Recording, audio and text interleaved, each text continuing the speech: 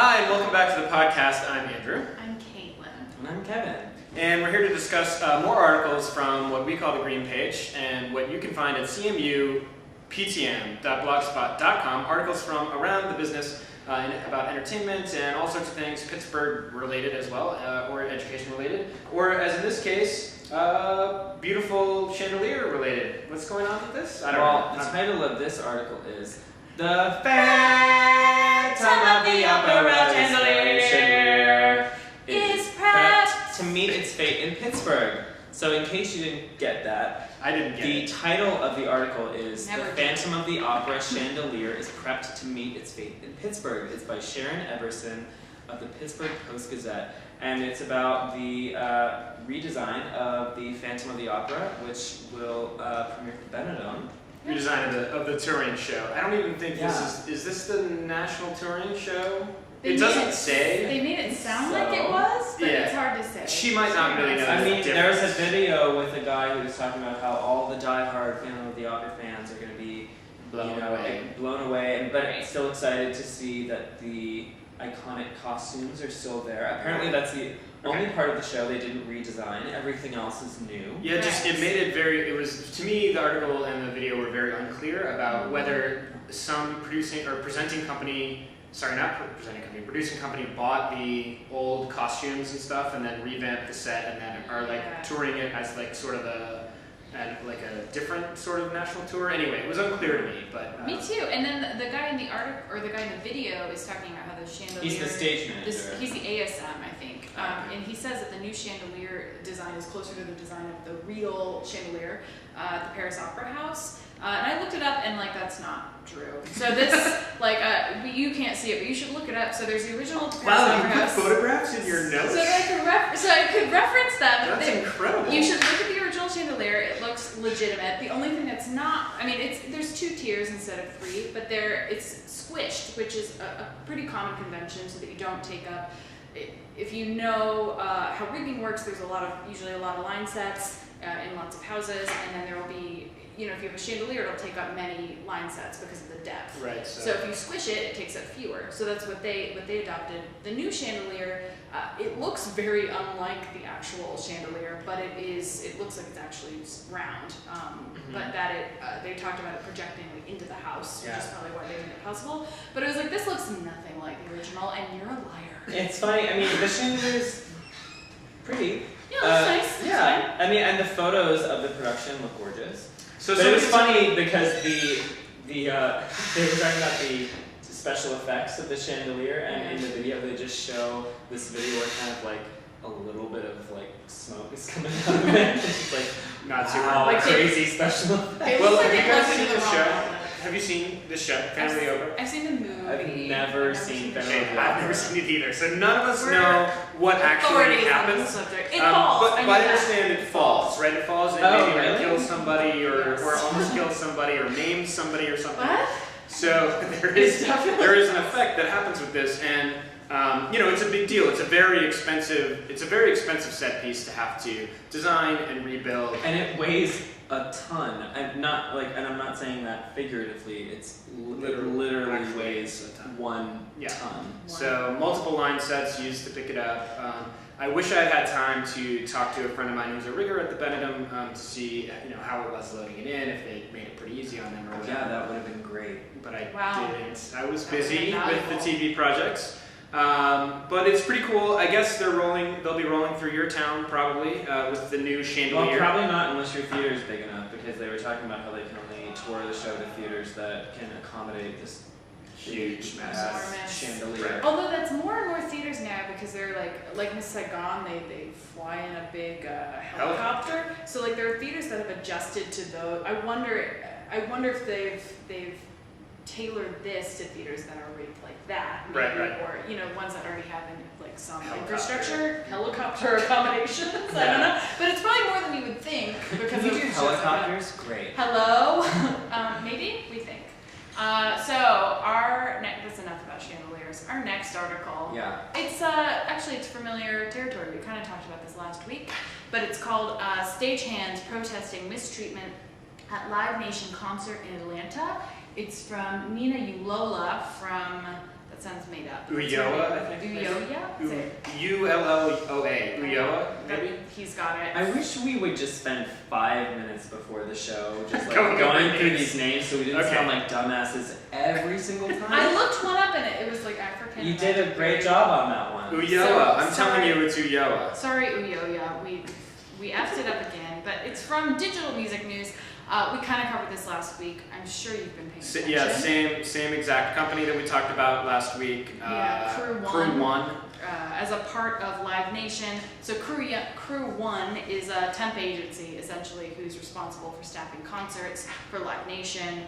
And specifically this focus in the Southeast, yes, that's important. And specifically, this event was a Maroon 5 concert. My favorite band. So I'm paying attention, you know, you've got me.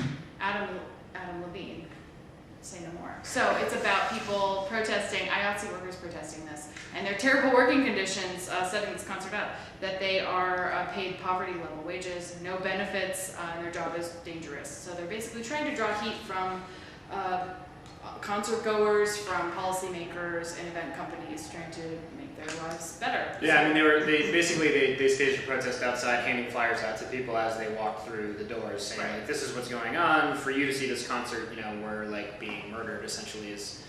I mean that's hyperbole, I guess, but He's right. But point being, the thing that was weird about this article for me is that the author, Miss Ulloa, made the claim that Live Nation could easily make this go away. I don't know that that's necessarily true, and clearly in my mind anyway, that the perpetrator of the problem here, and actually crime, is Crew One. So Crew One is refusing to negotiate with IATSE even after most of its employees signed a letter that they wanted to be represented under a collective bargaining agreement by IATSE. For over a year now, Crew One has been refusing to negotiate with them, which is illegal. So they are breaking the law. They are also breaking the law by paying all their employees on a 1099 and refusing to pay state payroll taxes because of that fact. So to me, this is like there's a very easy answer to this. Like Crew One needs to be hauled into court and taken to task. Yeah, I mean, and if you don't know, like that. A 1099, like part of the way it works is that you are assuming that you're hiring you're hiring subcontractors. So the assumption with that part of the tax law is that you're actually hiring a subcontractor, not an employee who you don't want to give benefits to, which is definitely how they're treating these employees. They're not companies. They're treating their employees as independent contractors. Exactly. Which is like that, but the tasks of these subcontractors are those of employees. They're those of real employees. So. And also the other horrific detail in this that I don't think we've covered in other discussions about this topic is that Live Nation owns Ticketmaster. Right. Yes. And they rake in $22 billion in revenue every year. Yeah. And can't afford to pay their workers a decent wage. Well, so they are not $12 paying, an hour. but I cannot believe I'm defending Live Nation because I hate Live Nation. I can't but do they that are anymore. not paying the employees. They are paying Crew One. Right. They have a contract with Crew One, and Crew One is treating their employees improperly and illegally. Right. So yes, Live Nation should say So they should terminate their contract. Correct. Yes. Live Nation should absolutely say we will not work with Yes. production companies that treat their employees this way. Yeah. And yes, in that way they have the power. However, I personally don't know enough about the Southeast market to know if there's any alternative to Crew One, which is very possible too. Right. So, you Yeah. know, if you're going to put on a show outside of Atlanta, maybe you have no choice. And, you know, being libertarian I am, I don't know that it's fair to then say, okay, well then you can't do business in Atlanta because the only company is treating their employees this way. Yeah. But, you know, what needs to happen, in my opinion, again, is that Crew One, specifically, hauled to court and caned. Yeah. That's what I'd like to see happen. But don't you think that Live Nation could be the ones who say, hey, Crew One, we give a ton of business to you, maybe the bulk of your business, I don't know. We're not going to do business with you unless you show Absolutely. up. You know, so I think it's one of those things where it's like they're both probably benefiting from this financially and they don't want to deal with it. And it's like until they face actual financial repercussions impressions in some way, or like public shaming or something. Yeah. Neither one is gonna change. So I'm with you on the Public gaming. shame of Live Nation would be great. Yeah. But both. Let's I mean, public they're shame already everyone. being publicly shamed Right in a now. big way. Like, this story has been covered by multiple news outlets Yeah. for weeks. Well, good. Yeah. Yes. So hopefully something. I hear will Live change. Nation now and I'm just like, horrible people? What? Right. What did you say? I was gonna segue there, but I won't. Go and segue. No, it's not a good one. This is a Come on. complete break. I want Complete it. break. No, I'm not going for that There's segue. no relation between that article we just talked about And mental illness. So I'm really glad that you didn't try to be from Fast Company, we have an article by Art Markman, who's a psychology professor at UT Austin, my alma mater. Thank you very much. And it's an ongoing Ask the Experts thing that they do at Fast Company on their website. And it's a young man or woman, I couldn't tell from the letter, writing in and asking, should I disclose my mental illness to a potential employer in an interview? A very serious question. And it's not a minor, it doesn't sound like a minor mental issue. It's not just like anxiety, depression, the things that like many, if not a majority of Americans deal with. It's schizoaffective disorder, and should I tell my employer about that in an interview? Right. I found this a really difficult question because on the one hand, the ADA, which is the Americans with Disabilities Act, stipulates that that an employer cannot ask you questions about your physical or mental illness during an interview. But it also stipulates that an employee with mental illness disclose your illness in order for your employer to give you accommodations. Once you're employed. Yeah, you Right. don't have to do it in your interview necessarily. Yes, If but you don't want to.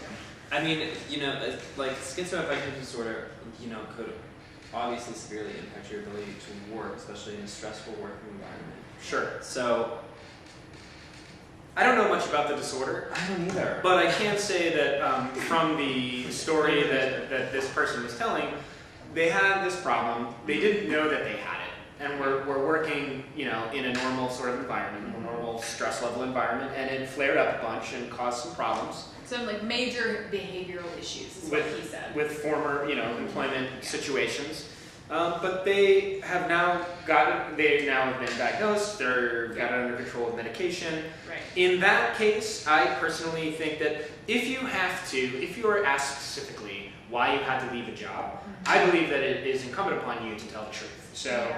you can say, well, you know, I don't know, you can describe an episode that happened, you can describe whatever you don't. You don't have to say that it's because of the disorder, but I think you do have to say, like, you know, I had a really horrible episode that, like, I wasn't happy there, this thing happened, but I've worked a lot towards that. You know what I mean? You have to show that you've made progress. Right. And I think, like, you know, I've had friends who, I have a friend who had personal issues at her job with a coworker, with a superior, and was fired for it. And at the next job interview was, you know, it was an interview with an organization that was not directly linked, but worked obviously in the same field as this other organization, which was well known.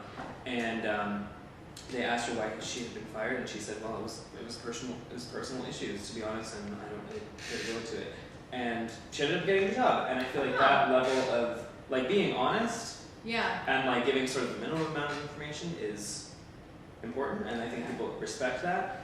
But it's also, I just think it's like at the end. Well, what's the problem? At the end of this article, like the author said, ultimately disclosing your illness during the interview process may result in a few jobs going to other candidates, and that just seems like making light of it, like Yeah. especially in this job market. Yeah, if you're an employer and someone's like, well, I have a relatively serious mental illness, they're like, okay, well, you know, we'll just. I was Cross thinking the you same off. thing, so like I want to hear what But let me you're gonna say. articulate the flip side of that argument, Yeah. because if you get a job essentially on false pretenses, if you do get the job and you haven't been fully honest, and they aren't taking you as you are, as you know, however maybe like not the word broken doesn't make sense, but like however real you are, like in all of your facets. Right. If they don't know that, I definitely don't want to be in that situation. I don't want to feel like I have a secret. I mean, and that is Sure, what this guy that's the- says. yeah. He says that you want to know that you're working in a supportive environment. Should you have a bad day, you want to know that they know and they're like, we're willing to accommodate you to help you through this. So it's like, I do understand that. And then I was totally conflicted on this because I felt the same way when it was like, that specific line is the one I pulled out too, where he's like, but you might lose a few jobs. It's like, or might be unemployed for a very long time. So that's where it's tricky. And that is exactly the conundrum that I was trying to articulate at the top of this segment, but could not.